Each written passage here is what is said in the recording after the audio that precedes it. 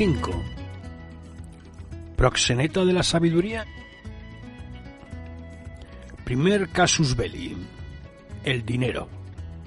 Pues a la manera de los sofistas, sus contemporáneos, Aristipo cobraba por sus lecciones, cosa que un platónico no hubiera podido soportar, pues Sócrates, su figura emblemática, su representante comercial, mal que le pesara, no exigía honorarios para transmitir su sabiduría.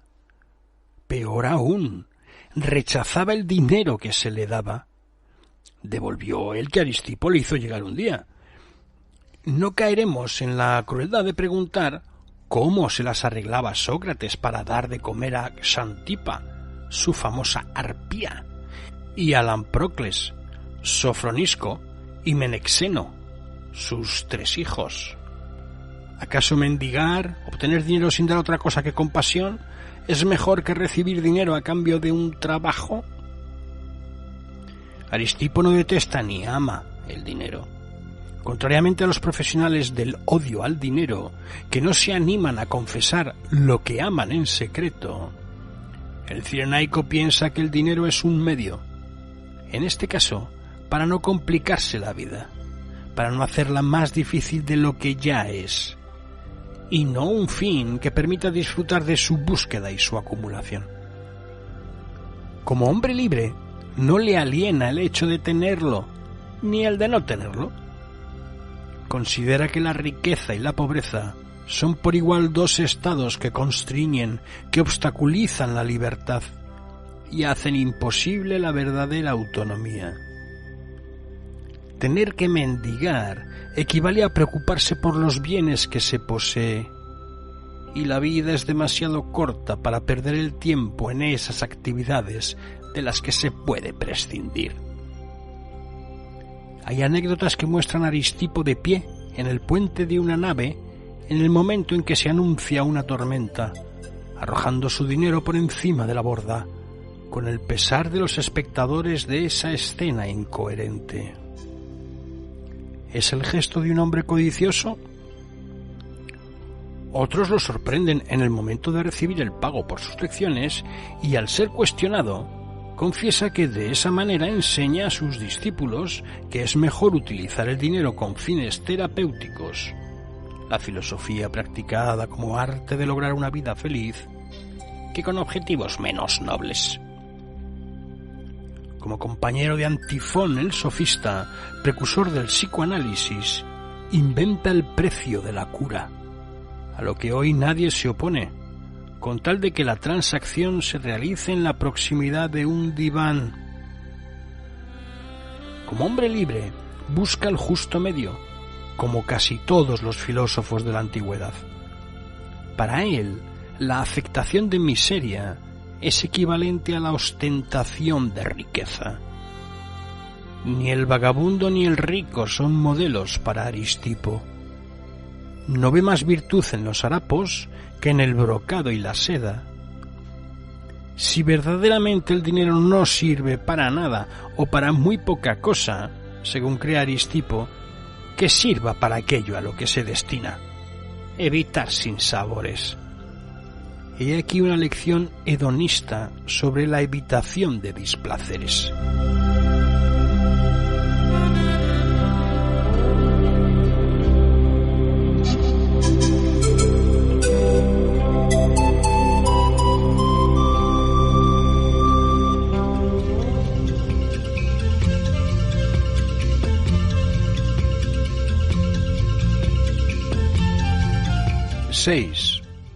El rechazo de todos los apegos. El fondo ético de Aristipo se manifiesta en su relación con el dinero. Rechazar todo lo que ata, constriñe o crea obstáculos. El amor al dinero, de la misma manera que la afectación de pobreza, ocupa el espíritu en tareas inútiles. Esos falsos objetivos consumen una energía útil para realizar otros trabajos. Aristipo descarta todo lo que no lleve a este proyecto. Como ético e integrista, no se complica con actividades inútiles para acceder al soberano bien. Es así como hace alegremente su duelo de las matemáticas, la física y todas las actividades científicas en las que se pierde un tiempo precioso. Nihilista, en términos epistemológicos, concentra todos sus esfuerzos en la moral y solamente en la moral. Por tanto, con Aristipo no es necesario ser geómetra y se puede acceder a él sin tener en regla los papeles que le acrediten a uno como científico. Tampoco se rinde homenaje a las cifras, a los números tal como aparecen en el Timeo, como conceptos operatorios fundamentales de la cosmogonía platónica. Ninguna reminiscencia del pitagorismo, ni sospecha alguna de tomar algo del materialismo abderita, para el cual la física atomista culmina en una moral quietista, lección que conserva Epicuro.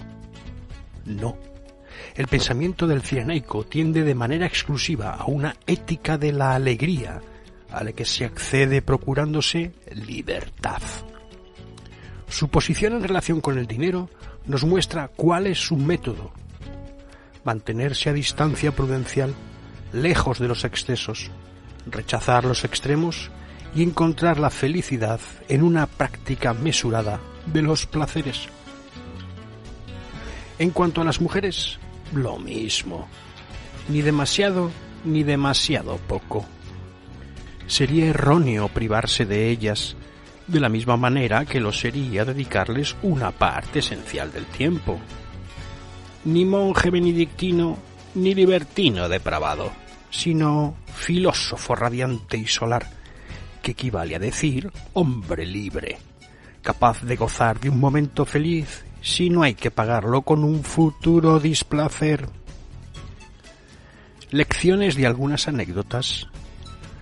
Aristipo sale de un burdel y lo increpan por haber entrado, a lo que responde que el problema no estriba en meter allí los pies, sino en no saber salir. A quien le reprocha que recurra a cortesanas que llevan tanto tiempo sirviendo, les contesta que a las naves que han realizado muchas travesías solo se les pide una cosa: que nos lleven a buen puerto.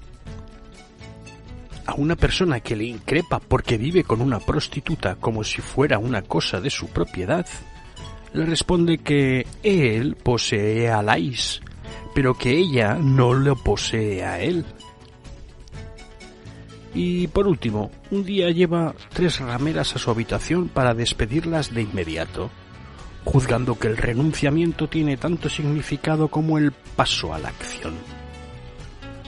En todos los casos, Aristipo enseña la desconfianza respecto de la carne, no por sí misma, sino porque con estas historias carnales se pierde la libertad.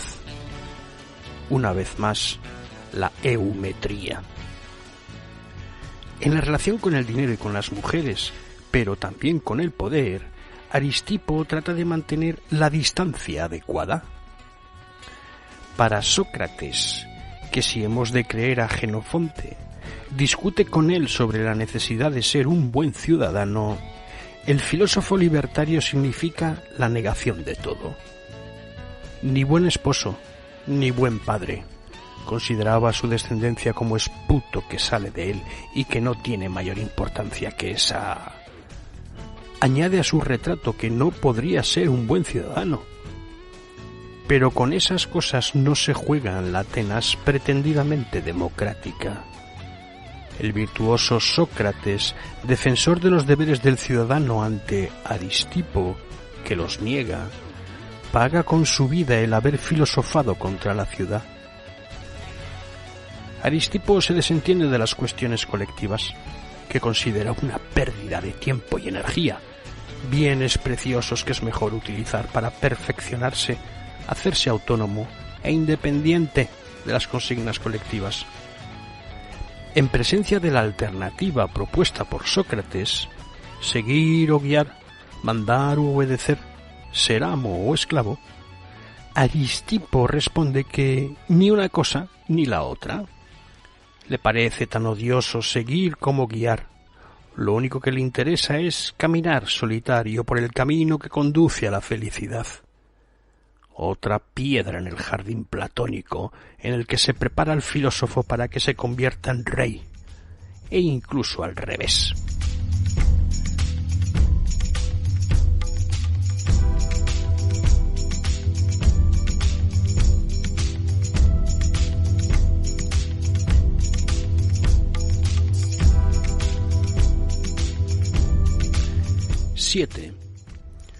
Feliz quien como Ulises. Lo esencial consiste en gozar del instante, pedir al presente lo que puede dar y nada más. Saber vivir, por decirlo así. Además, ser capaz de disfrutar del instante propicio, el famoso kairos, este punto del tiempo, esta densidad en la duración, este momento único y sin esperanza de regreso, en cuyo transcurso es menester captar lo que se debe captar y coger lo que se ha de coger, sin lo cual antes es demasiado pronto y después es demasiado tarde. El hedonismo celebra el instante y excluye el pasado o el futuro. El error está en ir a buscar ocasiones de alegría fuera de esta dimensión puntual del tiempo. De la misma manera, sería engañoso ir a buscar ocasiones de placer fuera del lugar en el que se encuentran. Basta con contentarse con las que lleguen. Uno aliena su independencia de espíritu y su libertad cuando parte a la caza de algo que tal vez no encuentre. Volver con las manos vacías da lugar a demasiadas ocasiones de frustración para la lógica hedonista, pues el tiempo es absolutamente irrecuperable. Aristipo lamenta que sean tan pocos quienes saben hallar la alegría allí donde se encuentra, esto es, en la adhesión al instante, en la expansión personal limitada al presente, que hay que aprovechar como una oportunidad que no vuelve a presentarse. El pecado pagano consiste en dejar escapar el presente. Así, Ulises funciona como un modelo. ¿Por qué? No se sabe. Tal vez porque Platón ha hecho de él un contramodelo, una figura de contraste al presentarlo en el Hipias como mentiroso, a causa de los mitos y de las fábulas homéricas. Pero sobre todo porque el héroe de la Odisea se preocupa por el presente, vive en el instante y practica el día a día sin perder de vista su objetivo, el regreso a Ítaca. Y también porque sale victorioso de todas las aventuras legibles como metáforas de la negatividad en acción, en el simple hecho de existir. Ulises es fiel a las promesas que se hace y pone de manifiesto sublimes virtudes: resistencia, perseverancia, valor, capacidad para vivir en soledad, dominio de sí mismo, cualidades socráticas todas ellas. Ulises tampoco se deja encadenar por el amor, el deseo, el sexo ni las mujeres. Rechaza los avances de Calipso, que le promete la eternidad si acepta vivir con ella en la isla de Ogygia. Luego construye una balsa en unos pocos días antes de echarse al mar y cumplir su proyecto, el de alcanzar el lugar en el que Penélope lo espera. Nada ni nadie lo desvía de su deseo. Ninguna peripecia detiene su movimiento. Actúa según su buen placer, dueño de su destino, y con tal decisión de voluntad que no se deja impresionar por los dioses ni sus cóleras.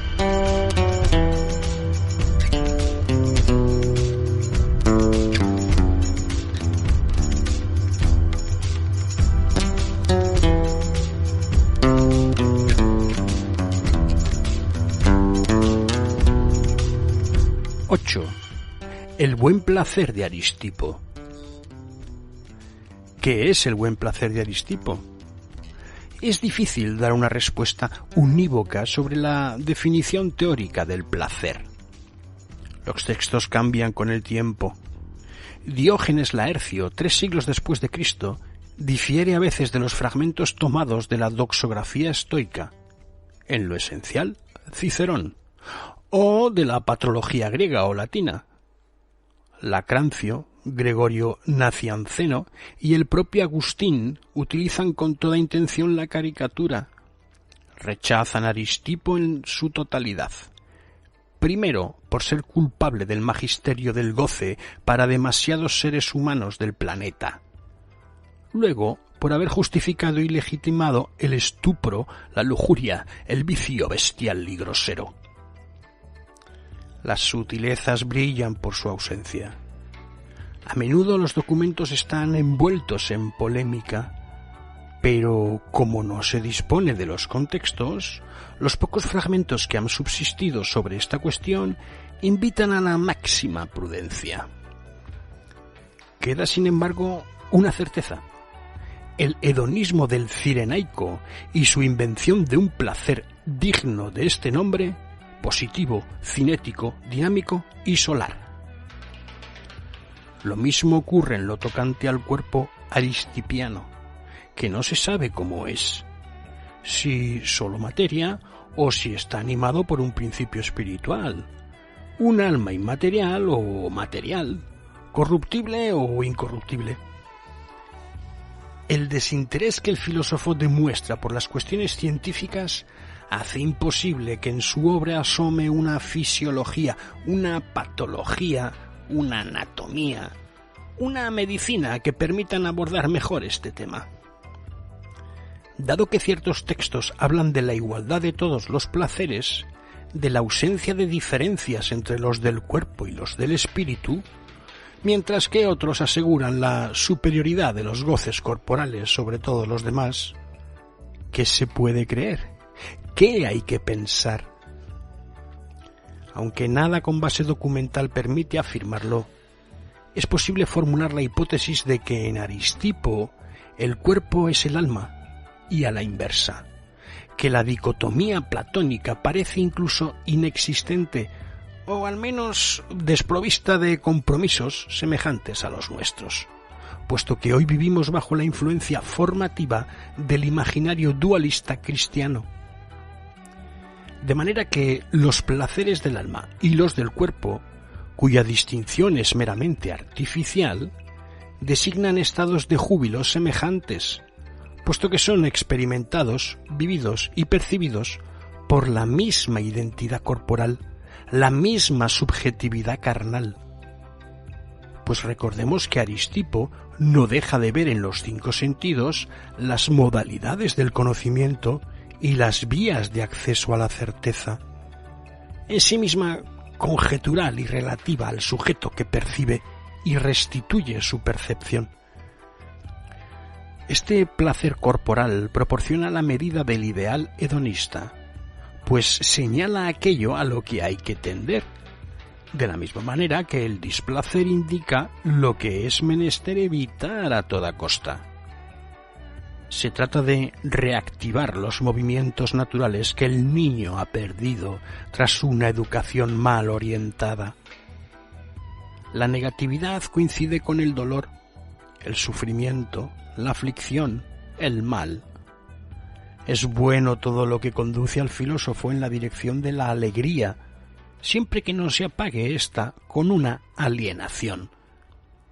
Nunca un placer cirenaico debe lograrse al precio de un displacer presente o futuro, displacer que emana de la limitación de la libertad del individuo.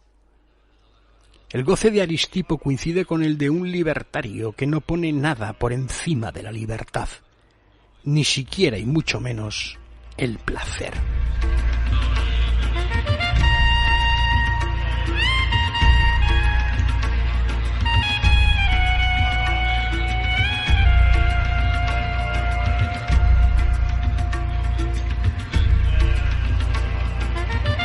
¡9! Goce con conciencia. En las antípodas de la crítica clásica que se ha opuesto al hedonismo en todos los tiempos, el goce no se realiza contra la conciencia ni a pesar de ella. Por el contrario, aquel necesita de ésta para ser verdadero goce. El goce de las bestias léase o reléase Lactancio, jamás interesó a Aristipo. ¿Qué sería, por otro lado, un placer al que la conciencia, la razón, la cultura o la reflexión no prestaran forma alguna? ¿Qué sería un goce no trabajado por la inteligencia? Una descarga nerviosa que recorre los músculos de una rana descerebrada, un espasmo perdido en el cosmos, un derroche inútil que se pierde en el cielo. En consecuencia, el placer al que aspira Aristipo es un placer querido, deseado, escogido, dominado, producido en atención a sí mismo. No desborda aquello que le da existencia, ni lo arrastra lejos de sí. Lo deja dentro de los límites de su ser, que jamás abandona su morada. El verdadero goce no consiste en ser consumido ni abrasado por los placeres, sino calentado por ellos. El desenfreno corporal y la orgía en que se diluyen la conciencia y la razón y se pierde el cuerpo no tienen más interés para Aristipo que para Platón. El hedonista no se priva del instrumento que le permite la construcción de su placer, que no es otro que la conciencia clara y lúcida, vigilante y en su lugar, siempre activa, perfecta y eficaz. De todo ello se desprende una definición dinámica del placer. No se experimenta en la pura y simple ausencia de turbaciones, como enseñará Epicuro 2 siglos después. Por tanto, no es negativo, sino positivo, activo. Aristipo califica de estado intermediario ese momento específico en que se ignora la turbación. Ni placer ni displacer, sino el espacio entre uno y otro, que nada autoriza a denominar placer. No ser desgraciado no equivale a ser feliz. No sufrir no equivale a gozar. La ausencia de negatividad no es por sí misma algo positivo. La destrucción de los deseos no constituye una manera de crear placer. Si así fuera, Platón y los cristianos serían hedonistas. Abrirse al presente y pedirle abundantes ocasiones activas de conocer las señales características del placer. La voluptuosidad que halaga los sentidos, en palabras de Cicerón. Esta es una definición del hedonismo. Pura presencia disponible en el mundo, capacidad para acoger voluptuosidades y alegrías, adhesión a la realidad. Son otras tantas maneras de curarse de los sufrimientos psíquicos, tareas a las que Aristipo destina la filosofía. Entre el caos de fragmentos cirenaicos, algunos permiten distinguir entre felicidad y placer. El placer es puntual, local y aislado. En cuanto particular, se lo elige por sí mismo. En cuanto corporal, se despliega y se pone de manifiesto en el instante. Supone la práctica del kairos. Es de dimensión subjetiva, personal, activa e instantánea.